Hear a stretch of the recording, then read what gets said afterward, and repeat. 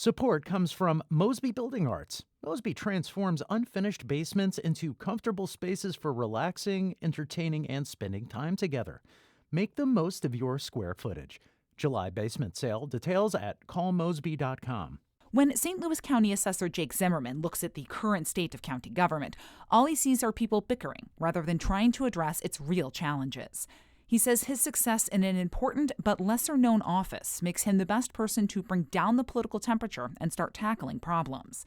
Zimmerman is one of 3 Democrats seeking the party's nomination for county executive. You'll be able to hear conversations with all of them. He joins me next on the latest episode of Politically Speaking. Let's hit the music. This is the Politically Speaking podcast, the definitive show about Missouri politics. We've seen a county government that has had smooth and steady leadership, and I think we're on a good path right now. I realized the office needed a prosecutor to run it.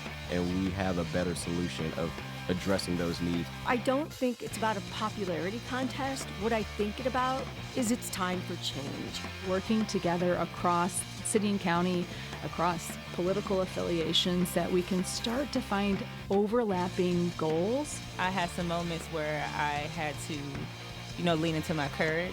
You'll see us work together on areas of agreement, and you'll see us have difficult conversations when we don't agree. And welcome to Politically Speaking. I'm your host, Rachel Lippman. Joining me today in studio is Jake Zimmerman. He is running for St. Louis County Executive, and he is currently the St. Louis County Assessor. And you have been a guest on Politically Speaking before, but for those who may not have listened before to your episode, tell us a little bit about yourself. Well, I think the thing to know about me is that I hold the most glamorous and, dare I say, sexy job in all of regional government.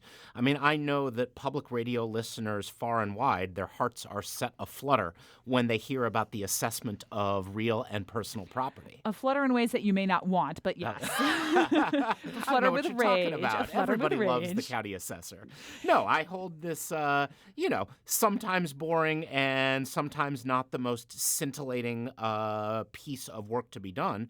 But I'll tell you what, it's a really, really important piece of your regional government. And yeah, if you get it wrong, people are going to be mad. They're going to be real mad.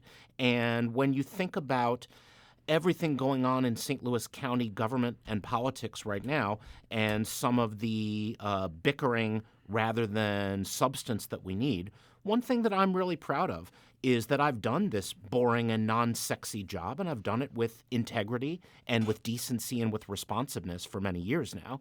And, you asked me to say a little bit about me. So I'm the first elected assessor in St. Louis County in over 50 years. There was a vote of the people to make it an elected office back in 2010 because there had been scandals in the office, drive-by assessments, and other such nonsense. And so at the time, I was a state legislator. I represented the communities of Overland, Olivette, and University City. And I ran for this office trying to clean up a mess, and I take some pride in what we've done since then. Why are you taking a second bite at the St. Louis County Executive apple? You did run in 2020 for what would have been to fill out the rest of Steve Stanger's term. When I see a mess, I just have a certain instinct to want to make it better. And you referenced 2020 when Steve Stanger was dragged out in handcuffs, not exactly a moment when county government clothed itself in glory. And I'm sorry to say that county government also has not covered itself in glory and wisdom these last couple of years. When I look at the very real substantive challenges that people face in St. Louis County, and when I look at all of the stuff that needs to be fixed and the wrongs that need to be righted in county government, and I see elected officials just squabbling with one another over nonsense, right? That triggers something in me, right? I think we can do better, and I think the people of the region deserve better, and that's what motivates me to give this a shot. You did wait until Dr. Page announced he was not seeking re-election to make the announcement that you were running for the office. Did his resignation change your political calculus at all? I make my decisions based on where I think I have the opportunity to serve and whether I think my life can make a difference. Right? People in this community, my experience is they don't care that much which politician is up and which politician is down, just like they don't care who started it and who said what mean thing about whom first. So I'm very much aware that opinions run strong about Dr. Page. But what I'd like to see is us take all the love and all the hate down a notch and get away from some of that politics of personality and just get back to doing the work.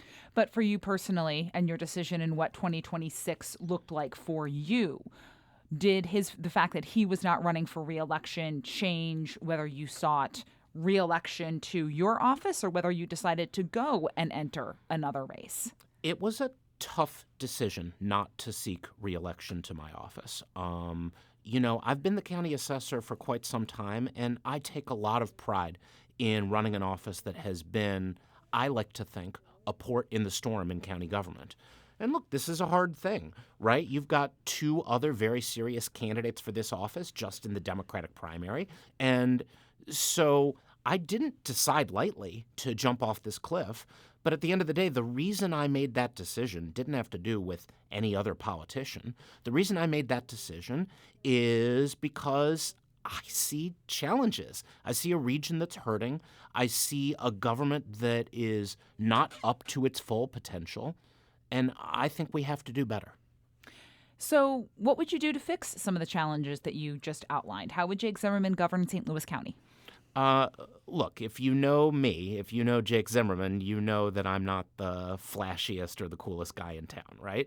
But I want to suggest to you that a little bit of boring and a little bit of nerdy wonkiness might be exactly what we need right now. The number one thing that St. Louis County government requires is to take down the temperature, to have just a little bit less of the talking and a little bit more of the doing. And that's what I like to think I bring to the table.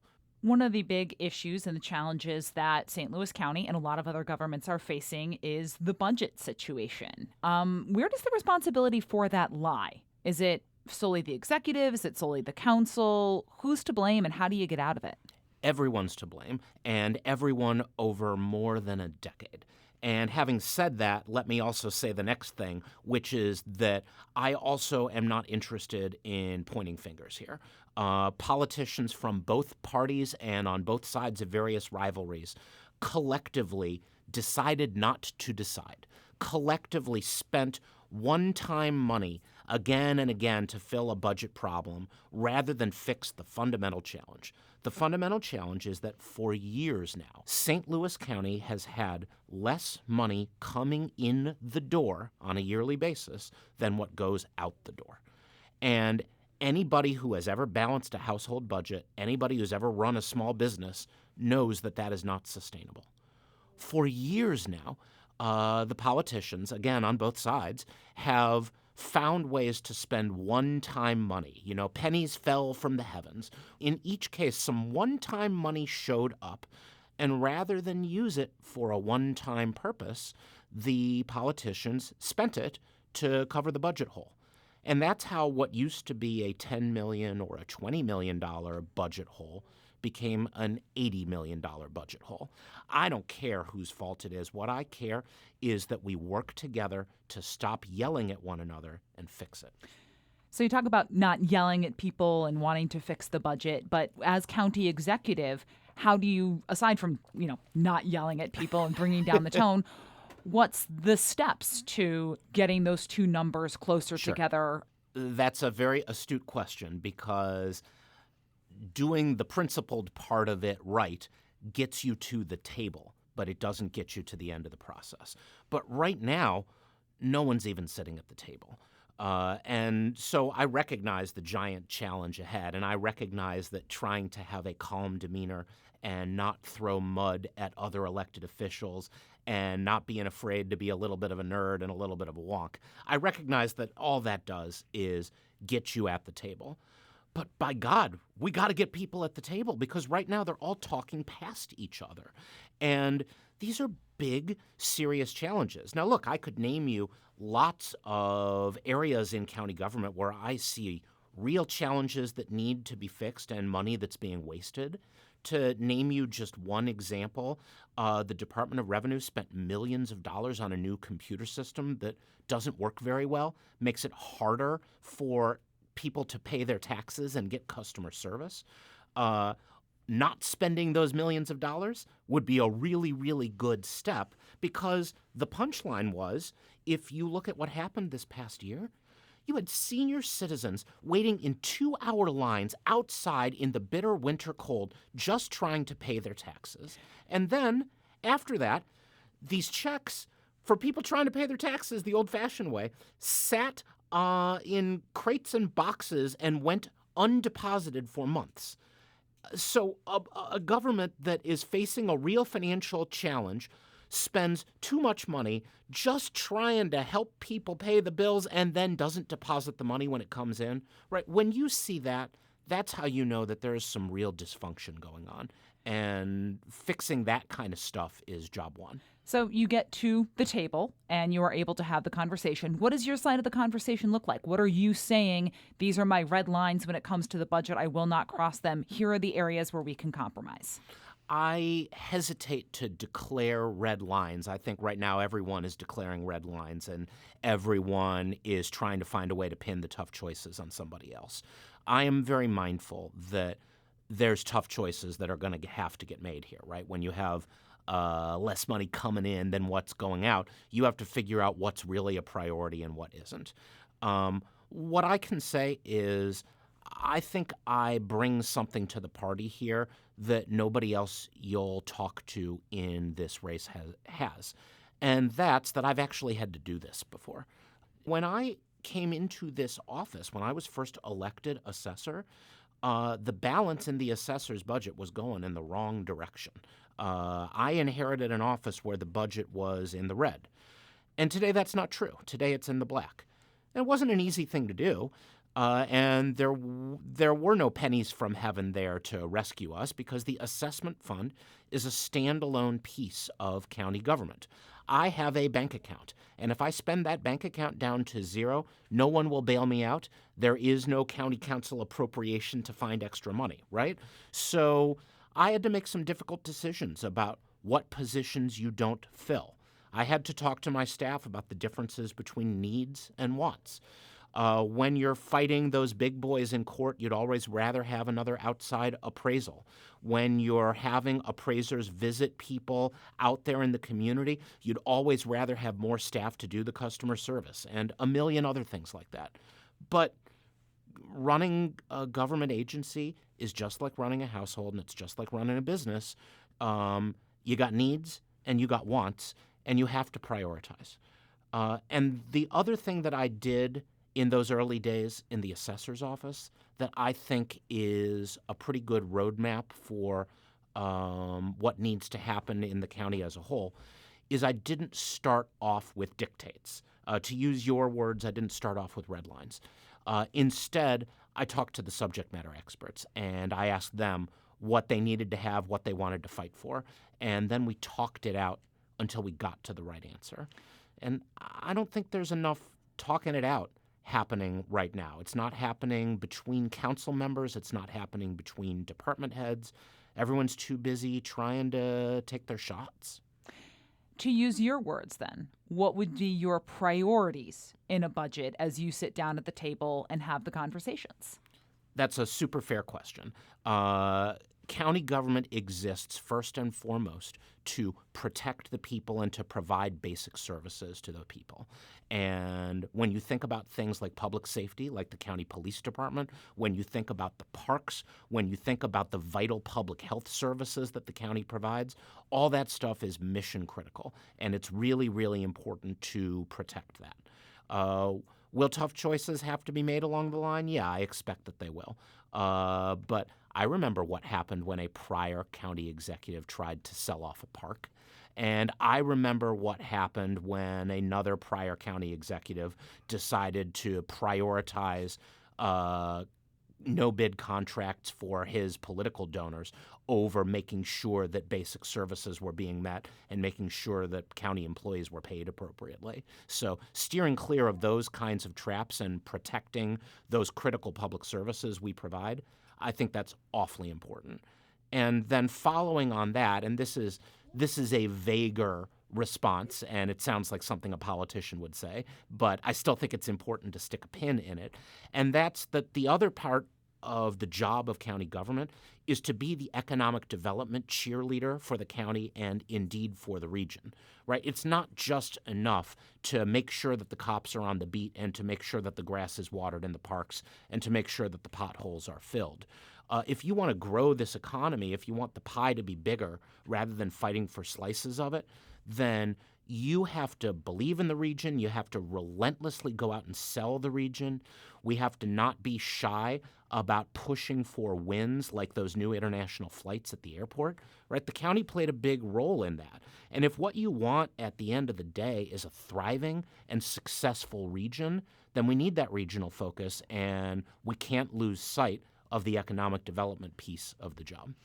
So one of the most tempting one-time pots of money out there is what remains of St. Louis County's share of the Rams settlement funds. What are some of the one-time expenses that you think a pot of money like the St. Louis Rams settlement should be used for? I think that I want to be careful in answering this question because I am open to lots of possibilities as long as we don't do the wrong thing. I think that there's 8 different answers of what the right thing could be, because when you have a transformational amount of money, you want to spend it on something transformational. Could something transformational be a major jobs and economic development program? Yes. Could it be a building or some other capital expenditure? Yes. Could it be something sustainable that helps with a critical public safety need? Yes. All of those are good potential answers, and answers that other elected officials are entitled to have something to say about. So I think if I'm going to be the steward of public resources, the most important place to draw the red line is to say, don't do the wrong thing. And the wrong thing is burning the furniture to keep warm. And the thing that worries me a lot, because I've seen past elected officials come and go and fall to the temptation to do this again and again, is to just put off the problem till next year. Just spend a little bit of money you got sitting in the bank account, figure it out later. We are at the end of the road. There are no more pennies from heaven after the Rams money. If you spend down that money with nothing to show for it, I think the people will be mad as hell in about 18 months when the money is gone. Hyperscale data centers are a big conversation around kind of the development and economic development space. Where do you stand on what that should look like in St. Louis County? Well, the question is less where I stand and more where the people stand, right? When you get people hopping mad, it's usually because a developer or a local elected official tried to shove something down the voters' throats without consulting them first. And, we can talk about regionalism later because I bet you'll want to. And Next question, actually. Oh, how about that? And I'll say something similar about why Better Together failed, right? Better Together failed because well-meaning people tried to shove it down the voters' throats.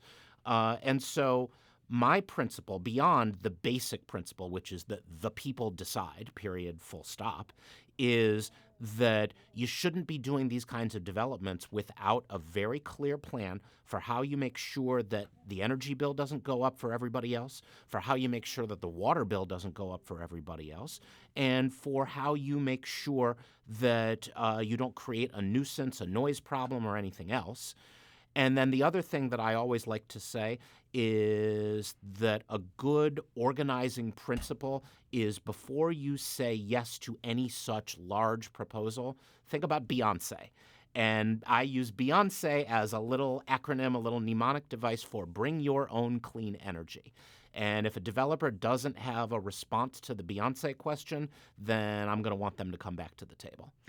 Is there enough appetite at the St. Louis County Council or with other bodies you would have to work with to put a framework like that into effect? Or enough people, you think down for the Beyonce principle and the other things you've laid out as a framework? Well, I think there'd better be, right? Because if there isn't, then ultimately the answer is going to be no. And whether the answer comes from a guy like me or whether the answer comes from people in the community who will get justifiably outraged, right? If you're a developer and you want to sell this to the community, you want to show us why it's good for us. And if you're not prepared to show us why it's good for us, and if you're not prepared to show us why I, the average person living nearby one of these things, come out better in the long run, then I'm not interested in what you're selling. We may be hearing the voice of, I don't know how old she is, little kid in the background. We do apologize for that. It's a working mother situation. And you know what? I'm guessing you support working mothers and everything that you're doing here. Hey, just because babies can't vote doesn't mean that as an elected official, it's my job to work for their future and for the future of everyone in this community. I promised a question about regionalism. Here it is. Does the region need more regionalism? The region clearly doesn't need any more of the fragmented government and the overlapping taxing districts that we already have, right? So almost by definition, we need more of a regional mindset. But, you know, the devil's in the details. What does that mean? Like we just talked about, Better Together failed for a reason. And the reason was partly an attempt to make Steve Stenger the grand poobah of everything. And of course, he turned out to be a criminal. But more broadly than that, so-called reform that you try to shove down the people's throats rarely ends well. And so my principle for any conversation about regionalism, and I want to be clear that this is the same whether you're talking about cooperating with the city of St. Louis or whether you're talking about our peers in St. Charles County and Jefferson County, or whether you're talking about the many overlapping fire districts and municipalities and TDDs and SIDs and everything else in St. Louis County, is if you have a reform proposal, what I want to know is what does it do for my parks and what does it do for my potholes? You show me how it gets us a better deal and gives us better services and saves us some money. Great. I'm the first guy out there collecting signatures. But the thing that I'm always skeptical of is when folks in the region go looking for one weird trick. We can solve all the problems with one weird trick. Just snap your fingers, trust me, and say yes. I grew up watching the Cardinals play under Whitey Herzog. And I feel like there's a Whitey ball analogy coming in here somewhere. That's exactly where we're going, right? I don't understand why some regional leaders are so scared of Whitey ball. I feel like sometimes everyone is just waiting for the home run, and once every 10 years, people try to hit the home run, and if they don't get it over the fence, then we all go retreat into our regional inferiority complex and complain to one another about how St. Louis never does anything. And in the meantime, there's so many singles we could have been trying to hit. There's so many ways we could save the taxpayers a few bucks and make things a little bit more rational. You know, when I see some of the cities in St. Louis County talking about being constructive and combining some fire services, if it gets you faster fire response, then that seems like a good idea. How many 911 dispatches do we have? Do we need fewer of them? The answer to that question is not how many 911 dispatches do we have. The answer to the question is, how do I get you the call picked up on the first ring instead of the second? And how do I get the fire truck or the ambulance at your house in 30 seconds instead of 45 seconds? If we used those kinds of principles for the regionalism conversation, I think we'd find a lot of ways to work with each other. The council does not seem interested in the conversation about regionalism. So how do you even start when the legislative body doesn't seem to want to have the conversation? I think that the council is desperately ready to push the reset button on a whole bunch of conversations and a whole bunch of relationships. And this comes back to what I was saying before about how I'm sort of not interested in litigating the question of who loves Sam Page and who hates Sam Page. I think everybody would like to stop fighting with one another. And I am cautiously optimistic that if we can take down the temperature and if we can get folks treating one another with respect once more, then some of these conversations open up. And does that mean that people are going to magically sit in a room and all agree on any one solution to regional problems? Like, of course not. Democrats are going to think what Democrats think. Republicans are going to think what Republicans think, and that's okay. The question is, can we talk to each other? Can we figure out where there are areas of agreement, where we can give the taxpayer a better value and get the taxpayer better services? So St. Louis County either has to do a major retrofit to get its current headquarters up to code so you guys can stay in the building at 41 South Central, or you've got to go elsewhere. How do you address the problem? What do you think is the solution to finding St. Louis County a home? Man, Rachel, I'm going to sound like a broken record here, right? Because this is symptomatic of all the other stuff we've been talking about. On the list of things that should be the source of political controversy, what you're building is, like, come on. No taxpayer in this community, no citizen, wakes up in the morning and thinks that it's great news that elected officials are fighting with one another about whether and when to leave a building and whether to build another one or buy another one or lease another one.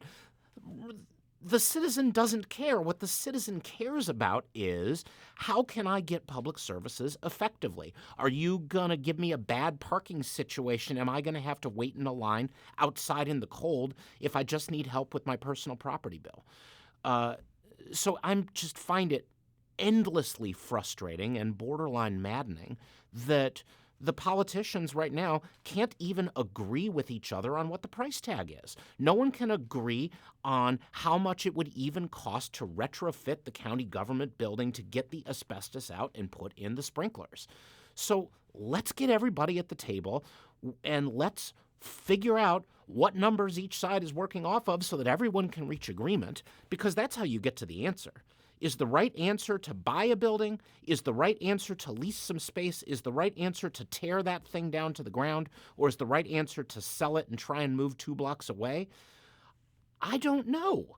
But the important thing is that the right answer is to get the taxpayers the best possible bang for their buck. What I want is the best deal, because this is your tax dollars being spent. And the moment it turns into a vanity project, or the moment it turns into the building has to be this way because it was my idea and not your idea, I just worry that that leads us down a road to disaster. So a lot of what you're saying troubles the county is just the temperature of the politics right now between the executive and the legislative branches. But the dynamic where the council and the executive have a honeymoon period and then get at each other's throats goes all the way back to Charlie Dooley in 2014. Why do you think you're the person to break that cycle? Because I think that in a democracy, usually what you find yourself looking for is the opposite of the thing you have now that is wrong. And the thing that is wrong in St. Louis County right now, and dare I say the thing that is wrong in America right now, is the chaos. Look, I'm a Democrat. I'm no big fan of Donald Trump. I'm no fan of the shambolic way the federal government is being run right now. But this is not a partisan thing. And I think whether you're a Democrat or a Republican or somewhere in the middle, you probably ought to look at some of the craziness out of both political parties and some of the nonsense out of Washington, D.C., and see that being reflected through a funhouse mirror when you look at the antics in St. Louis County politics. I'm not asking for St. Louis County to turn into the ancient Athenian polis. I'm just asking for there not to be fistfights in the hallways anymore. I think that's a pretty reasonable thing to want. So why am I the guy to do it? Because if ever someone who may not be cool and is clearly a little bit of a dork and who is clearly a little bit wonkier and nerdier than your average silver-tongued devil in politics, if ever there was a moment when that might be the prescription for what we need, I really think this is that moment. I'm sorry, but the product I have for sale is just a little bit different than maybe what you get out of some elected officials. But the thing you do get out of me is a commitment to put my head down and do the work, and also a willingness to bury the ego a little bit, to not care who gets the credit as long as the job gets done. I just think that's what we need right now.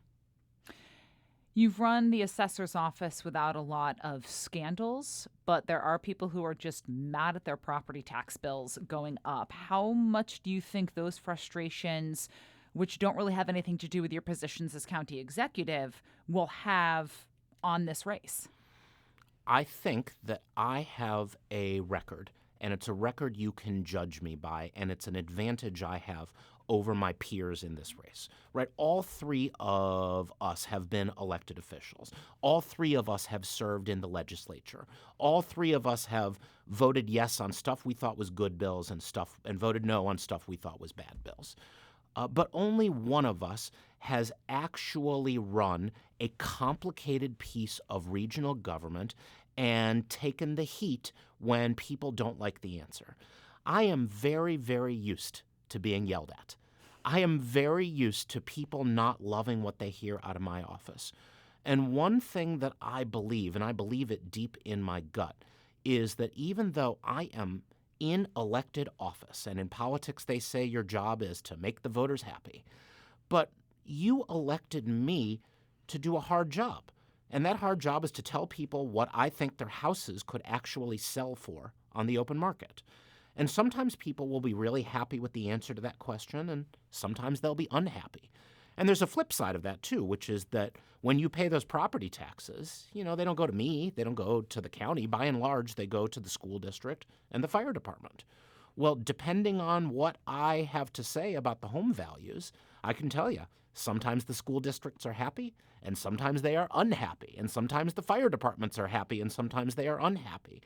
And one of the things I have learned doing this job is that your job isn't to make people happy. Your job is to tell the truth. Your job is to do the work honestly, call the balls and strikes as an umpire would, not as a player trying to hit the ball over the fence, and let the chips fall where they may. Now, again, I recognize that that's not the sexiest answer. And sure, maybe I could have made life easier in a couple of elections if I'd found a way to just, say yes to everybody, give everybody what they want, and maybe just conveniently lower all the values a little bit right before the election.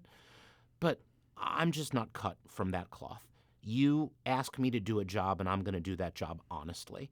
And with everything that we've seen in St. Louis County government, I want to suggest that maybe that's what we need right now.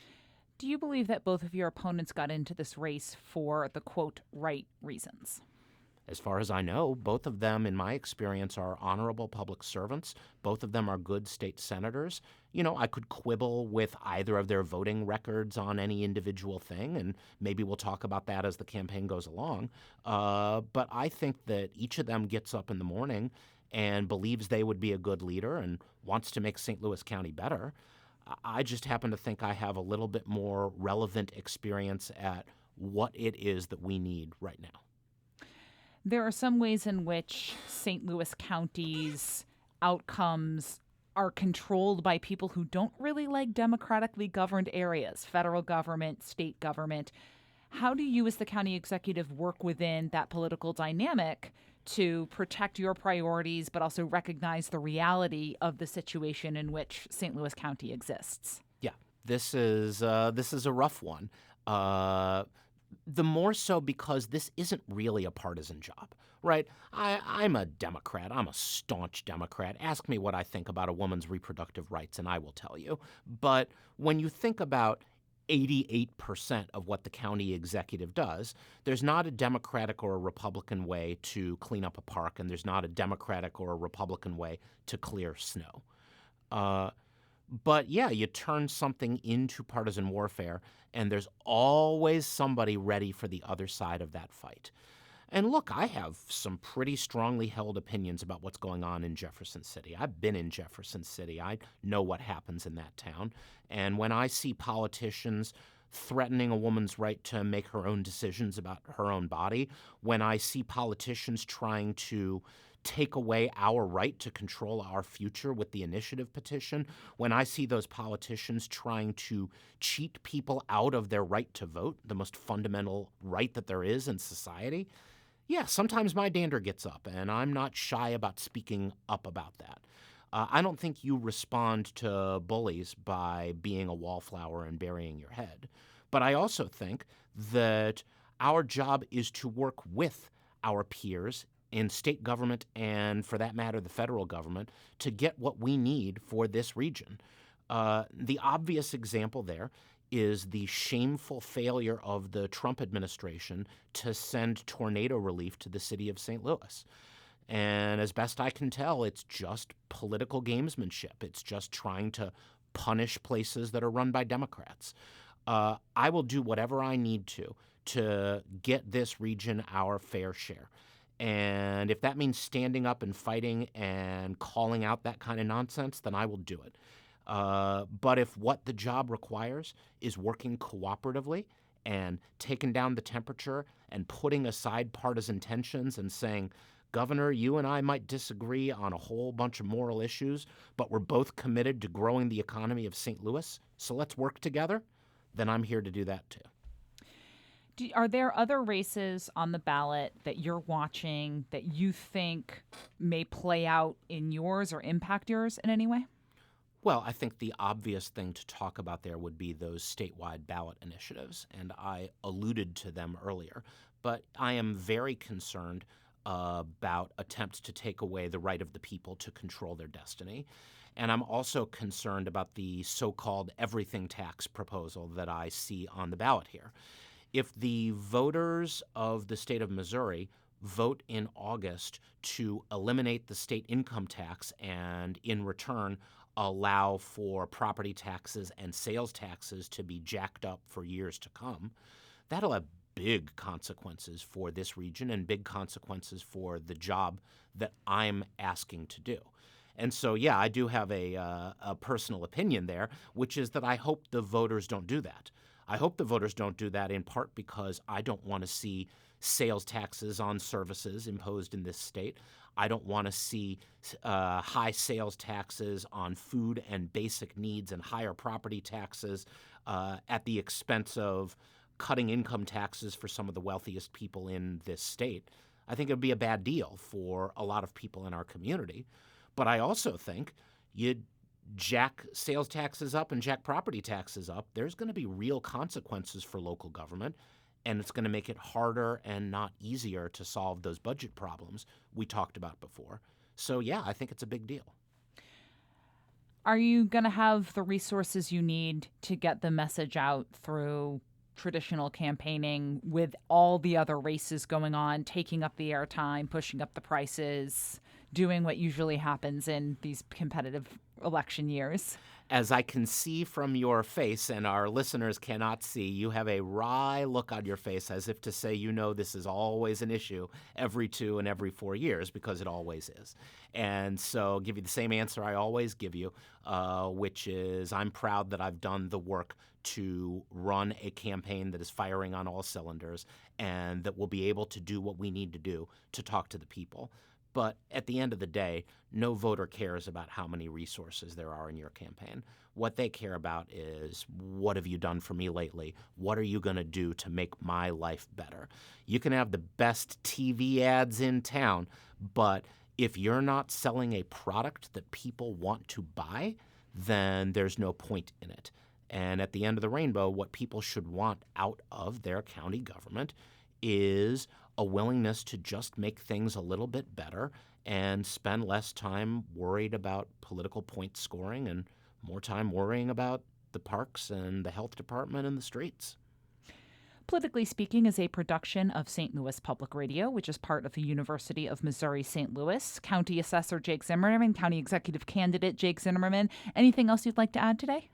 That it's incredibly important to vote and do your civic duty. If you don't show up, even in a low turnout August 4th election like this, what you're saying is somebody else gets to make these decisions for me.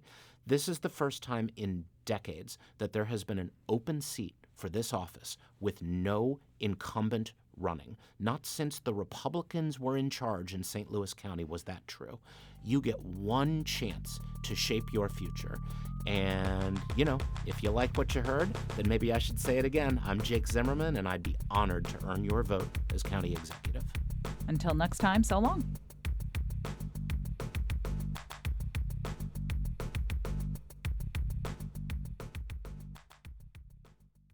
Support comes from Mosby Building Arts, providing exterior solutions for homes with faded, cracked, or outdated siding. Details at callmosby.com.